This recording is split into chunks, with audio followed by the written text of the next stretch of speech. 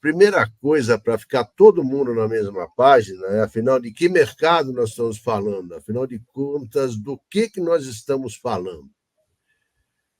E eu penso que a melhor referência que tem para se definir esse negócio é um trabalho que foi publicado em 2022, em que uma extensa pesquisa com stakeholders da aviação em toda a Europa foi feita, perguntando como você vê os modelos de negócio para os veículos elétricos na década de 30 a 40.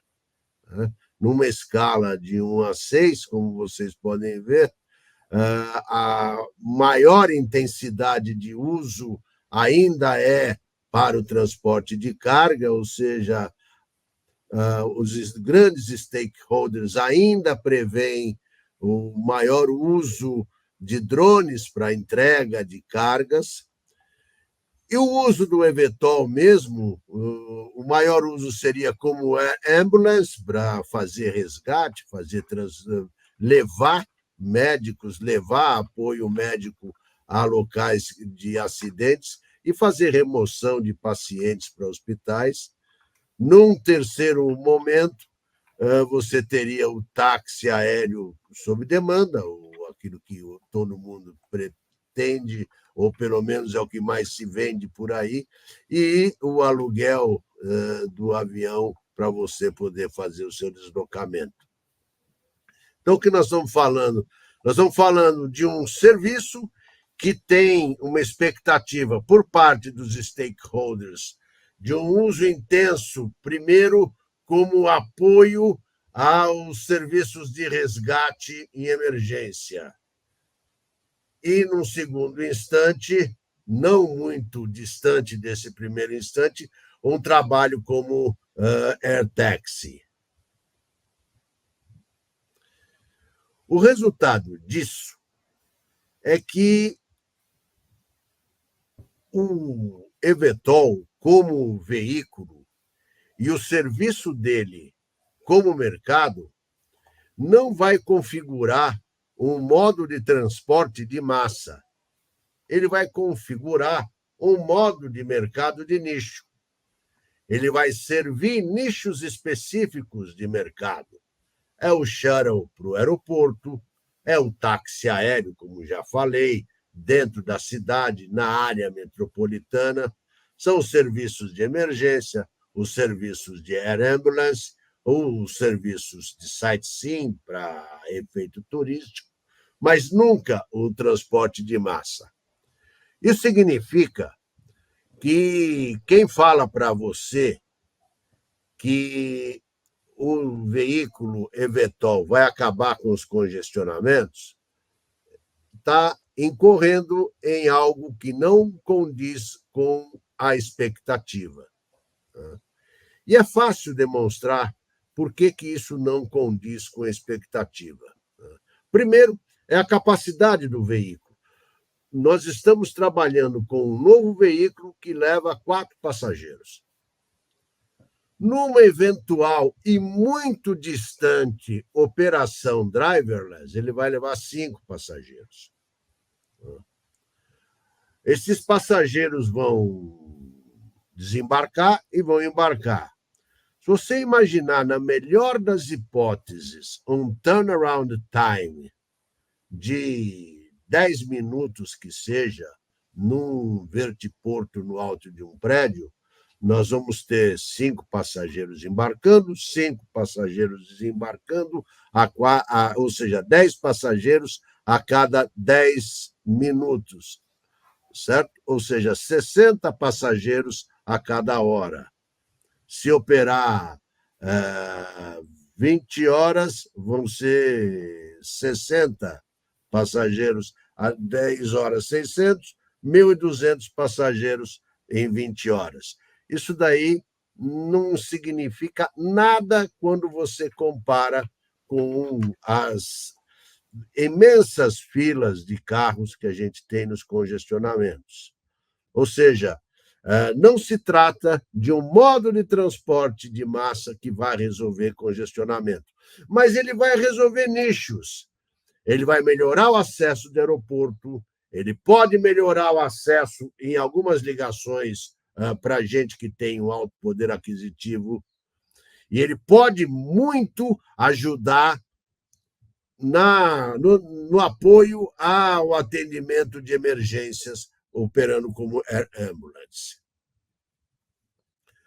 E é por isso tudo, por esse motivo, não por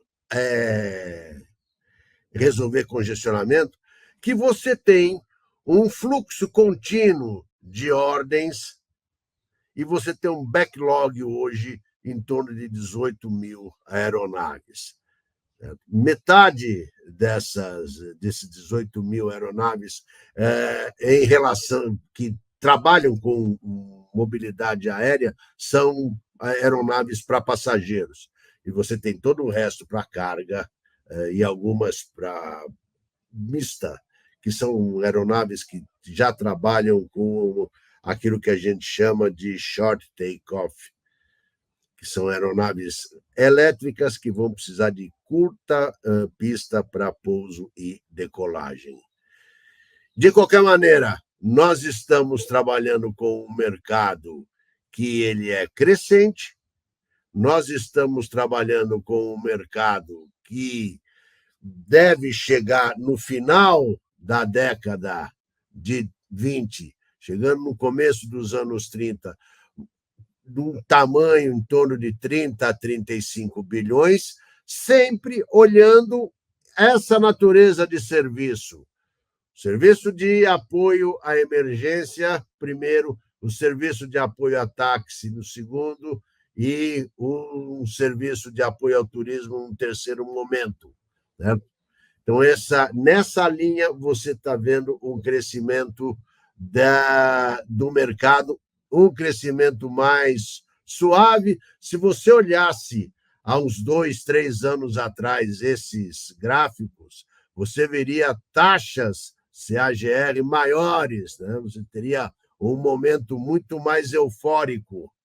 Hoje você tem um momento menos eufórico, mas você tem um momento muito mais seguro, um momento em que você tem players mais robustos, como a própria Boeing, como a própria Airbus, que entraram nesse mercado, dando mais do que legitimidade, dando a certeza que você vai ter um novo produto, uma nova forma de você se deslocar no meio urbano.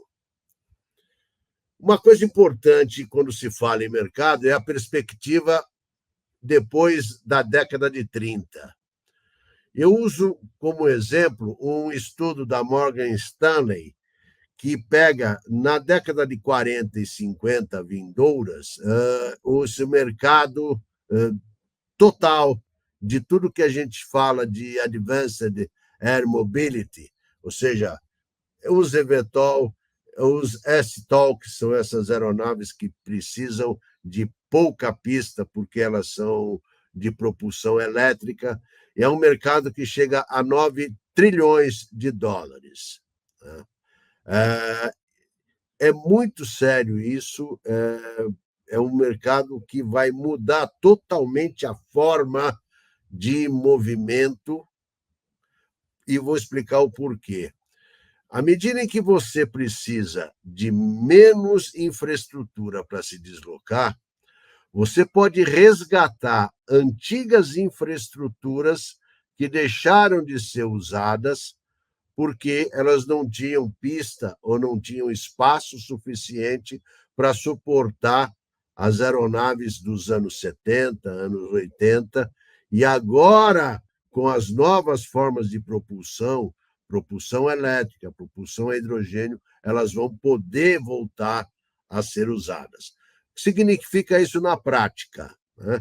Imagine você, em São Paulo, podendo sair do Campo de Marte e viajar até o interior do estado, ou eventualmente até outro estado, decolando daquela pista pequena, porque as aeronaves agora não precisam de uma pista tão grande como a de Congonhas e muito menos como a de Guarulhos, por conta do tipo de propulsão, da tecnologia de propulsão que ela demanda. Isso significa uma reorganização da oferta de mobilidade aérea.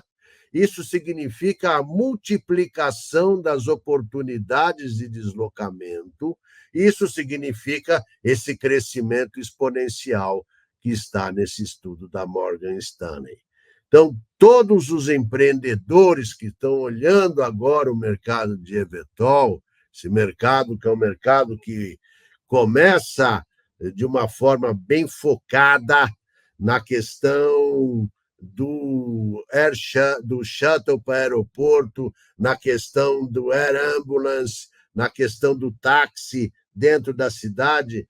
Ele hoje está aqui, mas lá no fim do dia ele está com uma nova configuração, com um novo redesenho de toda a mobilidade aérea do país. Então, isso é muito importante para quem quer empreender, porque o movimento que vem é um movimento que não é imediatista, não é eufórico, mas, em função do avanço tecnológico, ele traz uma mudança brutal na forma pela qual as pessoas vão poder se deslocar pelo modo aéreo. E isso também está pendurado na questão de custo.